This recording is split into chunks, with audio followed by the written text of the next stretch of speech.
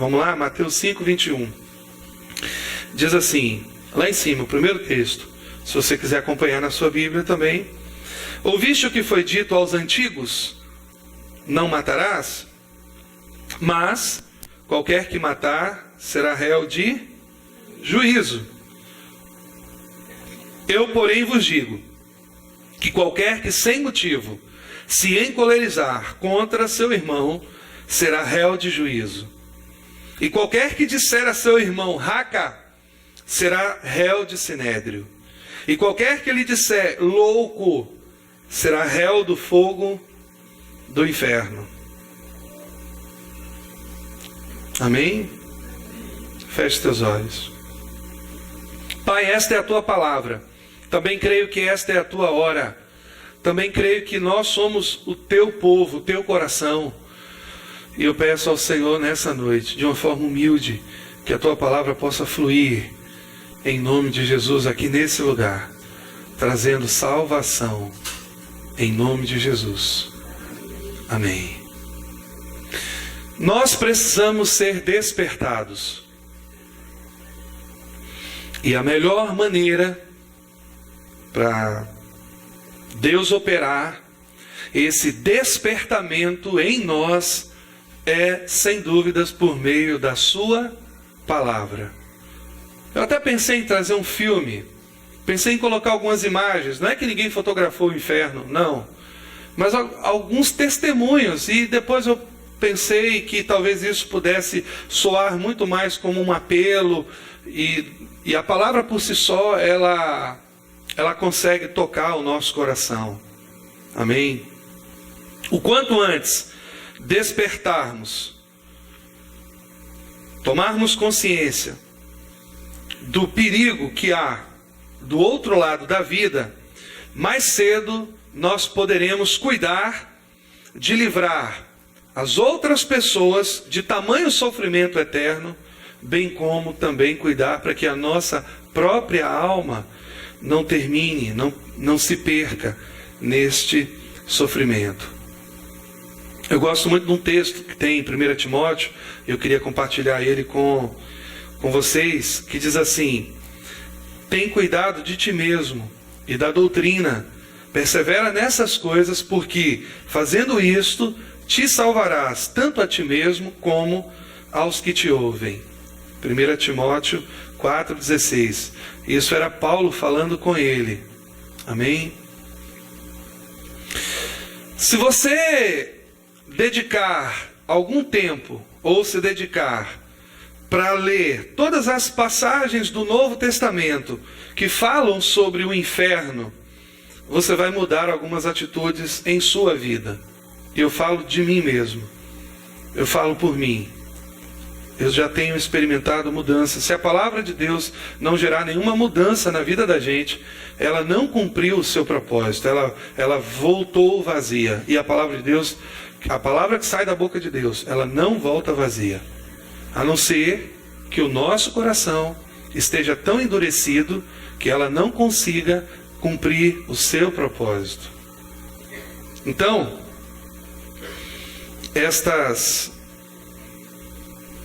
esses textos, essas histórias que Jesus fala no Novo Testamento e essas referências que nós temos aqui na Bíblia a respeito do inferno, elas foram colocadas ali exatamente para isso, para nos alertar, para temermos, para gerar temor em nosso coração. Você se lembra o que diz Provérbios? O temor do Senhor é o princípio da sabedoria. Deus não quer ninguém com medo, se acovardando. Timóteo fala sobre isso também, porque não recebemos, ou então não temos um espírito de medo, mas de poder, de amor e de equilíbrio. Mas entenda uma coisa é aquela pessoa que se acovarda diante dos desafios, e isso não tem nada a ver com o temor, com aquela atitude nossa de reverência, de cuidado, de zelo em relação àquilo que Deus está falando, àquilo que Deus está mostrando. Então, Provérbios fala isso de uma forma muito especial. O temor do Senhor é o princípio da sabedoria. Nós precisamos temer o Senhor, no sentido de devoção, no sentido de piedade, de reverência a Deus, considerar o que Deus está falando, para que essas considerações possam cair no nosso coração e nos mostrar, e tirar a cegueira espiritual que nós muitas vezes estamos vivendo, e isso nos libertar. A palavra tem esse poder de nos libertar. E essa palavra, ela vai gerando sabedoria no nosso coração, amém? Jesus adverte que aquele que xingar, olha o que nós estamos lendo aqui. Eu comecei a ler esse texto e antes de até continuar, eu quero falar para os irmãos que eu tive que rever alguns conceitos e algumas atitudes minhas dentro da minha própria casa. E eu tive que primeiramente pedir perdão a Deus. Eu sempre peço perdão à minha esposa quando eu falo alguma coisa, quando ela fala comigo também. Nós temos esse hábito de não deixar o sol se pôr sobre a nossa ira. Mas eu tive que rever alguns conceitos na minha vida e pedir perdão a Deus, porque algumas dessas questões que eu vou trabalhar aqui hoje, eu já errei e eu não tinha o entendimento que eu tenho hoje e eu não posso errar mais. Eu estou falando de chamar uma outra pessoa de louca. Eu estou falando de pronunciar um xingamento, às vezes dentro de casa, na hora da raiva, da chateação. Ah, você é maluca, você é louco, você está maluco, você está doido. Quantos de nós já não fez isso? Eu me lembro de algumas vezes, não muitas, mas algumas vezes eu fiz isso. E eu precisei pedir perdão a Deus para que eu pudesse estar aqui hoje à noite falando exatamente disso. Eu não tenho esse hábito de ficar difamando. Viviane sabe. Você quer saber como sou eu dentro de casa? Pergunte à minha esposa. Eu não tenho esse hábito de ficar brigando, xingando, difamando, nada disso. Não estou falando disso. Mas uma vez ou outra a gente erra nisso, não é? Ou você só sou eu que sou... Então obrigado, meu irmão. Me ajude aí. Amém. Jesus adverte que aquele que xingar seu irmão pode ir para o inferno. Mateus 5:22. Eu não consegui entender o porquê disso. E a gente fica se justificando, mas um xingamentozinho, uma besteirinha que a gente fala, nem é um palavrão todo, né? Às vezes é. Então, olha o que ele está advertindo. E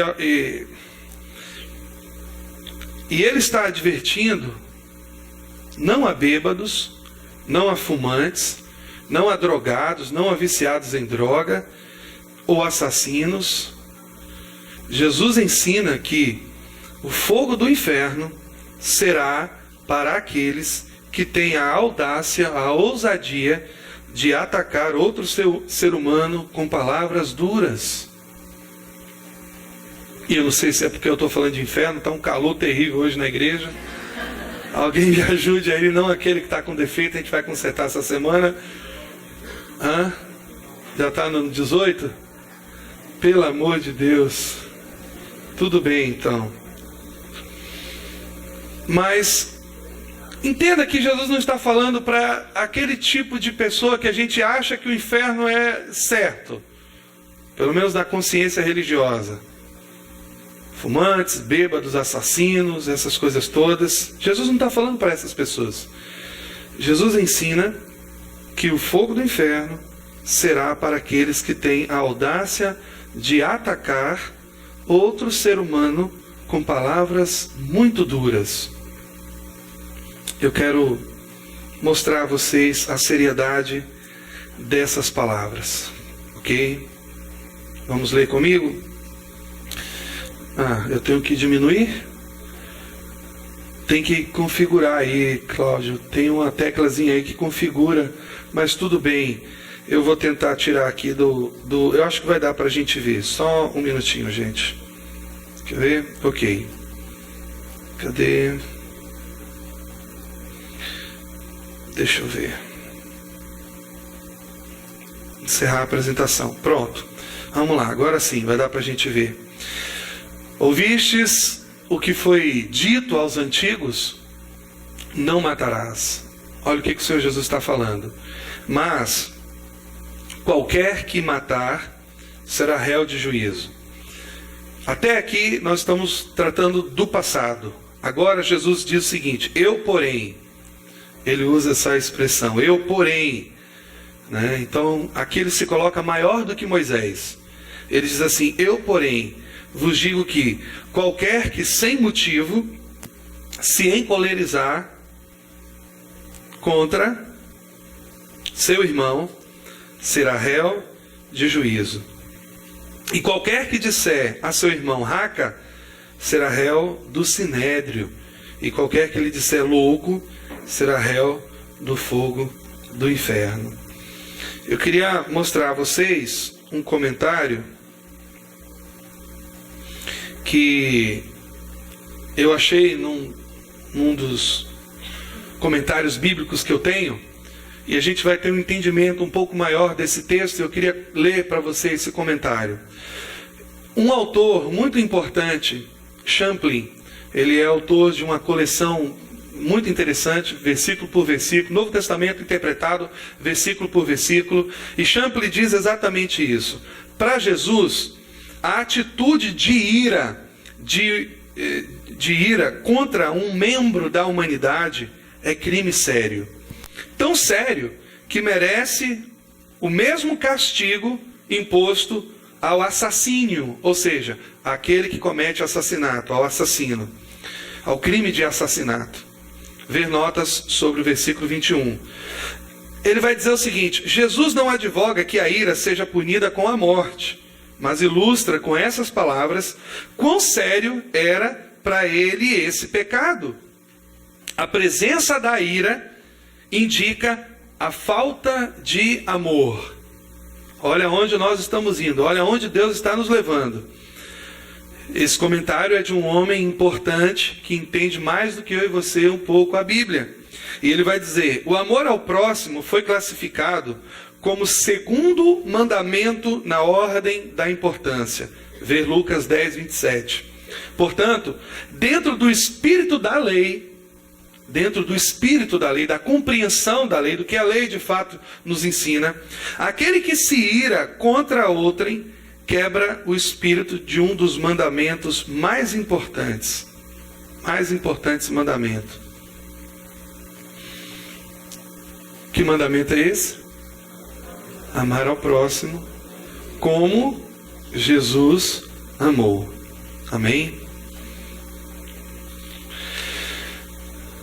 O problema é que a gente vê uma advertência e não leva isso a sério. Você já chamou algum irmão de louco ultimamente? Em sua casa, em seu trabalho, no Facebook, no WhatsApp, na sua mente? Deus nos deu essas passagens para que cada um de nós aqui nessa noite viva uma vida santa. Mas elas precisam nos fazer, ao mesmo tempo, temer.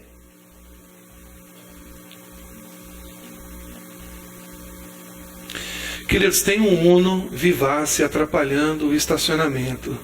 Será que é de alguém aqui?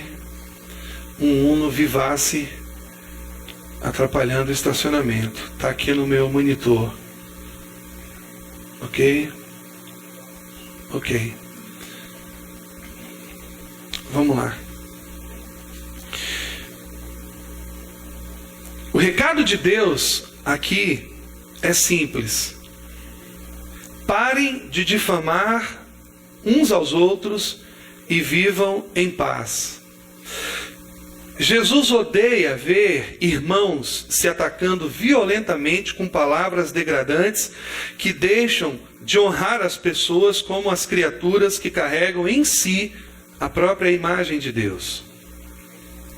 Sabe qual é a passagem mais assustadora sobre o inferno de toda a Bíblia? Você sabe qual é? É Mateus 7. O termo mais horrível dessa passagem não é inferno, não é fogo, não é fornalha, não é julgamento, trevas, verme ou tormento. Na verdade, nenhuma dessas palavras aparece nesse trechinho que nós vamos ver agora. A palavra mais assustadora em todo esse texto é muitos. Jesus adverte: muitos me dirão naquele dia: Senhor, Senhor, não profetizamos em teu nome? Em teu nome não expulsamos demônios e não realizamos muitos milagres? Olha o que ele está falando. Este será o dia do juízo. É o último dia. É o fim. Não haverá segunda chance. Não haverá uma outra oportunidade. Não haverá uma forma de nós escaparmos desse dia. É o último suspiro tranquilo que muitos darão antes de passar o resto da vida no inferno. E eu queria perguntar a você hoje, se você adiantar a sua vida até aquele dia, pelo menos na sua mente, tente fazer isso agora. Será que você será um dos que gritarão em desespero: Senhor, Senhor, Senhor, eu ajudei a igreja, Senhor. Senhor, eu fiz muitas coisas boas. Senhor, mas Senhor, eu ajudei a libertar muita gente do vício. Eu dei dinheiro para os pobres. Senhor, eu levei muitos amigos para os cultos, para a igreja. Como Jesus responderá à sua lista de atividades cristãs? Seus cultos, suas ofertas, seus estudos bíblicos, os seus almoços e suas conversões nos retiros e ao longo de sua vida? A minha pergunta é: será que Jesus vai ver legitimidade nisso tudo? Eu preciso fazer essa pergunta. Você tem certeza de que está do lado certo? Que provas você tem que você de fato conhece a Jesus? Eu quero mostrar um outro texto para vocês. Está em 2 Tessalonicenses, que diz assim: é justo da parte de Deus retribuir com tribulação aos que lhe causam tribulação e dar alívio a vocês que estão sendo atribulados, e a nós também. Isso acontecerá quando o Senhor Jesus for revelado lá do céu com os seus poderosos anjos, ou anjos poderosos, em meio a chamas flamejantes. 2 Tessalonicenses 1, 6, 7. Agora veja o versículo 8. Ele punirá os que não conhecem a Deus e os que não obedecem ao Evangelho de nosso Senhor Jesus. Eles sofrerão a pena de destruição eterna, a separação da presença do Senhor e da majestade do seu poder. E da majestade do seu poder. Você pode compreender o que eu estou dizendo nessa noite? E eu faço essas perguntas pela mesma razão que Jesus fez aquela advertência, né? Muitos. Essa é a atitude mais amorosa que eu posso ter com você nessa noite, meu irmão. Muitos irão para o inferno, embora achassem que entrariam dançando no paraíso. Jesus dirá: nunca os conheci. Afastem-se de mim. Nunca vos conheci. Se afastem de mim. Você prestou atenção nas palavras? Ele punirá os que não conhecem a Deus e os que não obedecem ao Evangelho de nosso Senhor Jesus. Cadê os jovens da igreja? Amém. Vocês conhecem a Deus? Estão obedecendo ao Evangelho de Cristo? Ou vocês têm tanta vergonha dele que nem conseguem carregar a Bíblia? Vocês estão obedecendo ao Evangelho de Deus na escola, na hora da prova? Vocês estão obedecendo a Deus no trato com a professora, com os pais de vocês, no relacionamento com os colegas, com as autoridades que estão sobre vocês? Vocês estão realmente obedecendo o Evangelho de Deus, de nosso Senhor Jesus Cristo? Vocês de fato conhecem a Deus, conhecem o coração de Jesus? E os diáconos dessa igreja? Onde é que eles estão? Fazem assim para eu ver. As diaconisas, todos vocês, amém. Vocês têm absoluta certeza de que sabem perfeitamente quem é Deus, a ponto de obedecerem a sua palavra? Vocês estão obedecendo a Deus dentro de casa, no lidar com suas esposas? Estão obedecendo a Deus no trato com os funcionários de vocês? No pagamento dos impostos? Vocês estão obedecendo a Deus? E os idosos? Tem muitos aqui? Poucos? Tem gente que nem quer levantar a mão, né? Vocês sabem de fato quem é Jesus? Ou estão tão presos a todo tipo de lixo na televisão que não tem tempo para conhecerem o que Deus fala sobre deixar o coração se contaminar com o pecado? Vocês estão instruindo os mais novos a amarem mais a Deus? Estão de fato obedecendo a Deus? Cadê os casados? Quantos casados nós temos aqui nessa noite? Amém. Dezenas, não é? Vocês estão vivendo a vida comum do lar com discernimento? Será que os maridos estão cuidando bem de suas esposas? Dando honra, valor às suas mulheres como pessoas mais sensíveis, mais sensíveis a Deus? Vocês estão sendo bons pais? Estão obedecendo a Deus no cuidado dos seus filhos, instruindo-os no caminho do Senhor? As esposas desta igreja estão andando como as santas mulheres de Deus, amando e honrando os seus maridos, cuidando de edificar as suas casas? Vocês de fato podem dizer que conhecem a Jesus e que estão obedecendo a sua palavra?